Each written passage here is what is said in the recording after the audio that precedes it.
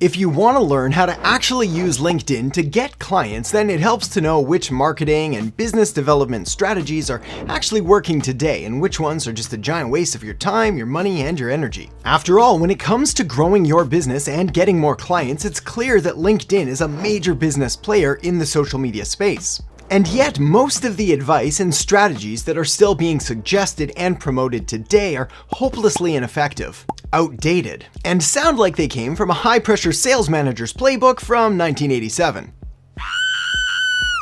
The point is, LinkedIn can be one of your business's highest quality lead and client generating sources, but you need to make sure that you're doing a few very simple but very important things right. So let me show you how it's done, starting with perhaps the most basic but also the most important element of all of this, optimizing your LinkedIn profile. For as long as there has been social media, there has been the personal profile. A spot to showcase and highlight your skills and your talents and your interests and your experience, and at least in the case of LinkedIn, a spot to show off exactly who you're qualified to help and what kind of people you're looking for in regards to your ideal clients. This is why, even though you've probably heard the advice to optimize your LinkedIn profile at least 1,000 times by now, it's still important and it's still worth repeating. Even LinkedIn has publicly declared that pages that are optimized and fully complete, well, they're getting on average 30% more weekly views. And 30% more views means 30% more opportunities to connect with potential clients. So here's where to start. First,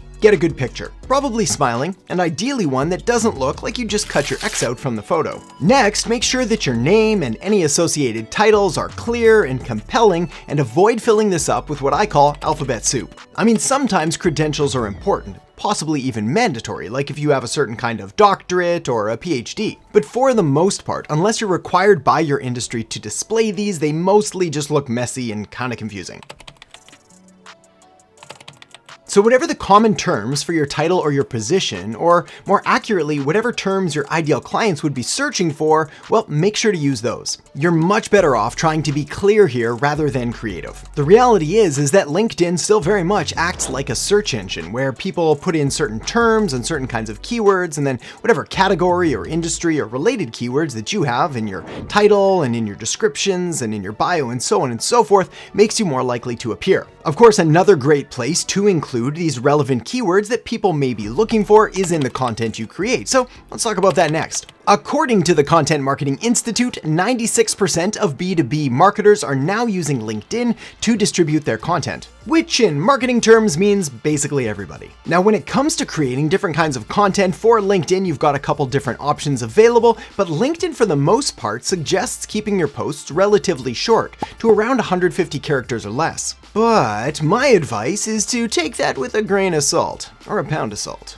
as you're much better off to take a look around at what others both inside and outside your industry are doing and then model your content off that. I'm not talking about stealing or copying or plagiarizing, I'm talking about going and using others as a reference for creating your own content. Also, if you have the ability or interest to go live on LinkedIn, well, live videos can provide 7 times more reactions and 24 times more comments than just posting a standard video. The takeaway point with creating content is that you want to do it, and you want to find a way to bake it into your marketing strategy so you're able to show up consistently on the platform. Of course, knowing who you're showing up for is the next step, so let's talk about how to make a power list next. Now, this next part might sound kinda obvious, but the reality is that if you want to get more clients on LinkedIn, it pays to be specific about what kind of clients you want to attract in the first place. Now, if you're in a B2C or business to consumer business, then obviously making a list of all of your potential clients would be, impossible, ridiculous, exhausting. So you're typically better off to rely on a composite, kind of a fictional representation that categorizes and houses all of the characteristics of your best clients or customers. This is also known as a persona, or an ideal customer avatar. B2B businesses, on the other hand, or businesses that sell to other businesses, well, they typically have the advantage of working with fewer but much larger clients. This is why a really good step at this stage is to do a deep dive into your top 100 clients, those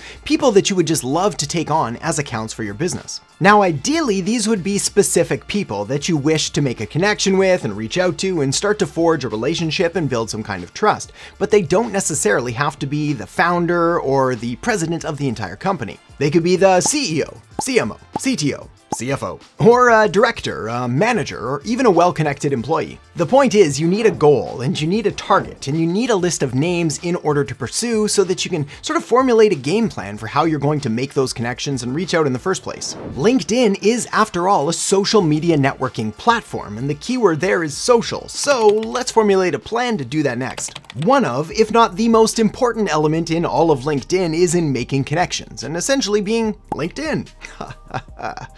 Oh, that was terrible. Connections are important because they can obviously lead to a conversation or a potential opportunity. But it also means that the content that you create is more likely to be seen by the connections that you've made, which again is going to keep you top of mind and make you more likely to be in their mind when they're thinking of someone that could help them or possibly even make a referral. So let me quickly share with you some of my top tips on making effective connection requests, starting with personalizing your request. There's nothing worse, especially on LinkedIn, and especially for busy people who you're hoping to connect with, than getting that generic one-size-fits-all connection request. So look at their profile, read some of their articles or posts, see what they're commenting on, and try to form more of a human and more authentic connection rather than just reaching out. The reality is though, most people that you would benefit from by being connected to are probably really busy and inundated with just an endless stream of messages and connection requests. For example, even though I don't own any leather-bound books or live in an apartment that smells like rich mahogany, well, I still have pages and pages of message requests that I simply never had time to respond to. It's not that I'm not friendly or don't want to be connected. It's just that most connection requests, well, they're kind of rough. In most cases, they either contain a direct and very blatant sales pitch right in the connection request itself. The second I do hit accept request, I get pitched immediately in my inbox. In fact, this got so bad that I eventually had to turn off all messages inside LinkedIn. So if the person you're hoping to connect with does have connections and messages enabled, well, just make sure to do a little bit of homework first and really personalize that request. And then please, for the love of all things holy, please don't try to sell them something the second that they agree. The bigger question though is, what can you do in order to make this connection if they don't have these connections enabled? Well, first off, you can still follow them, which means you can have a chance to engage and to sort of interact with them